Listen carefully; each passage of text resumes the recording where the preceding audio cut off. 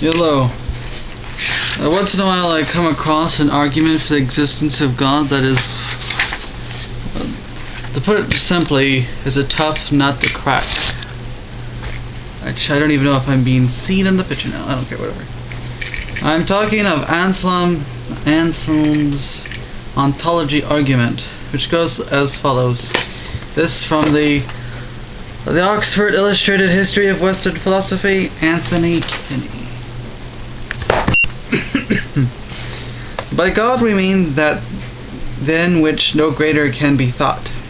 That's premise 1. Number 2, suppose for reductio that than which no greater can be thought does not really exist.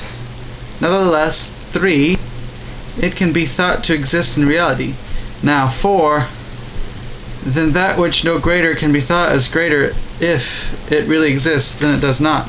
Hence 5, because of 3 and 4, it is possible to think of something greater than that which no greater thing can be thought.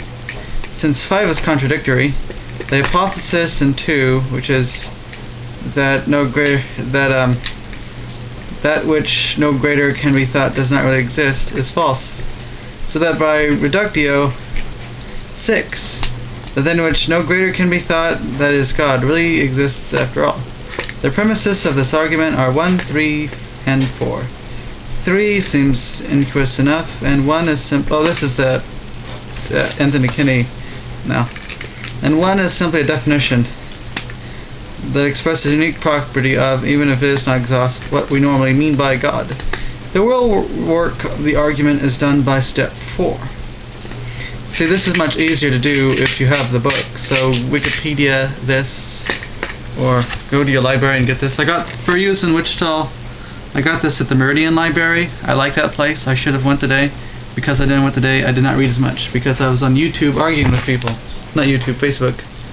Oh, which is aggravating. Should have went to the library. Anyway, yes, the counter argument to that is given by a guy named Guanillo, which I probably pronounce these names wrong because I've never heard them said out loud. Anselm and Guanillo. Guanillo is spelled G-A-U-N-I-L-O.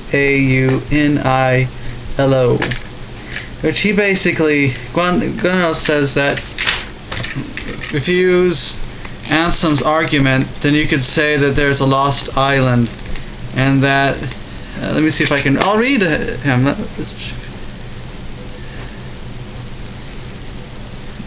For example, he remarks, it is said that somewhere in the ocean there is an island than which no greater island can be conceived, called for obvious reasons the lost island.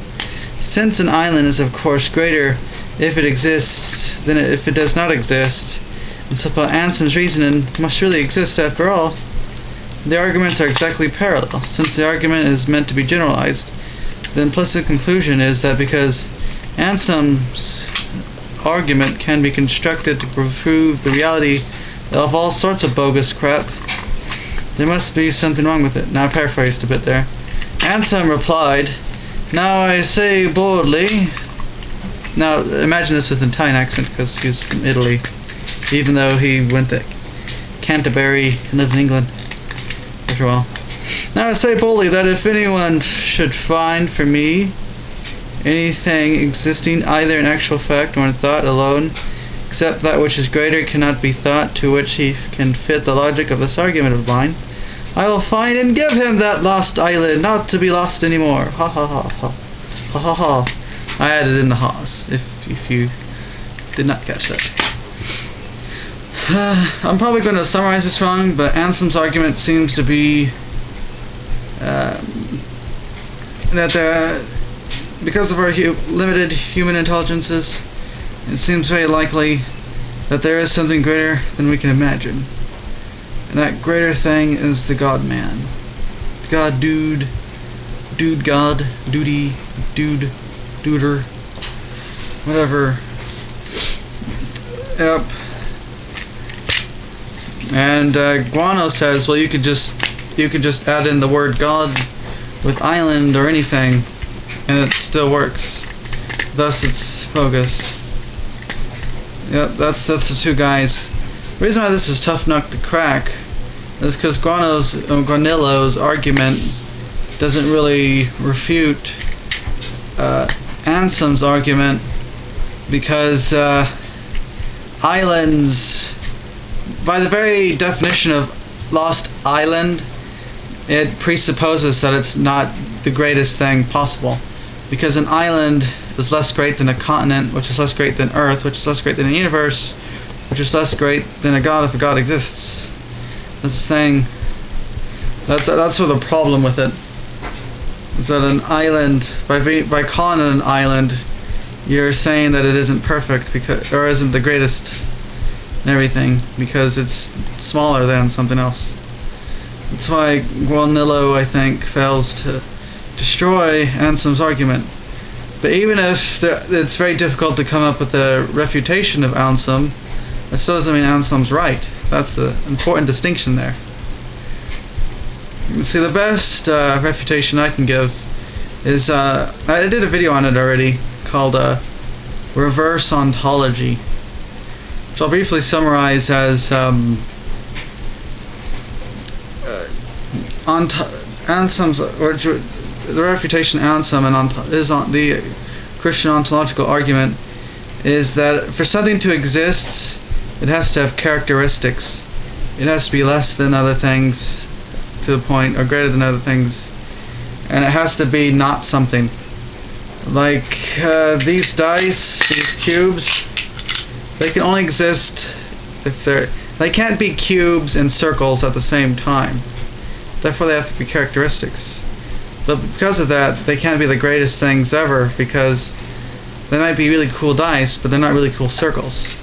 The problem with God is he has no characteristics, though, and because he has no characteristics, then he can't exist.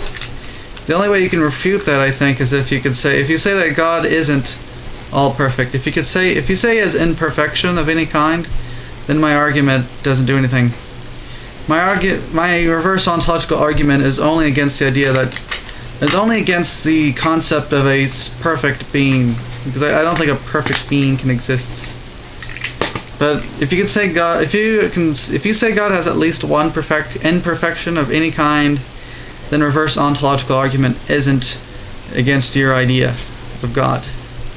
So it's only against like Anselm's type of thing, to where if you can think that maybe there's something greater than what you can think, then there is a thing that's greater than what you think.